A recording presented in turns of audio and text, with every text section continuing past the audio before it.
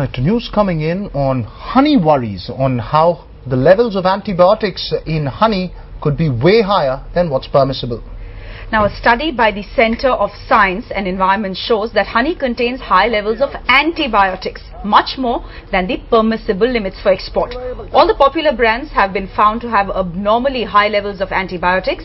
Permissible levels of oxytetracycline for export is 10 micrograms per kg, but Dabur honey is found to have 9 times that. It's 250 micrograms per kg for Khadi honey and 27 micrograms per kg for Patanjali.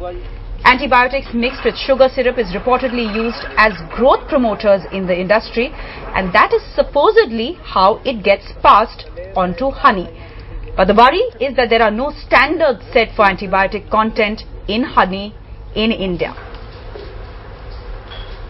Joining me on the phone line for more on that is Smriti Advani. She's joining me from New Delhi. Smriti, the first obvious question, what are antibiotics doing in honey? Well, that's exactly what the CSE has been trying to understand. In fact, what they're seeing is that a lot of these, the bee growers are in fact using honey to actually promote the growth of bees and ensure that they produce more honey. So in fact, it's being used as a growth stimulator, but what they are trying to say is that the kind of antibiotics that they are using in bees should be different from the ones that humans consume, because this, in a way, once the bees are injected with antibiotics, so they make to consume antibiotics, it's then passed on to humans, which can then pose a real health hazard. Right, and Smriti, what kind of impact would this have on those consuming honey? How worried should people be according to this report? Well, Veera, it's very similar to the recent worries that we've had about the superbug, where Indians have had prolonged exposure or excessive exposure to antibiotics, which isn't good in any case.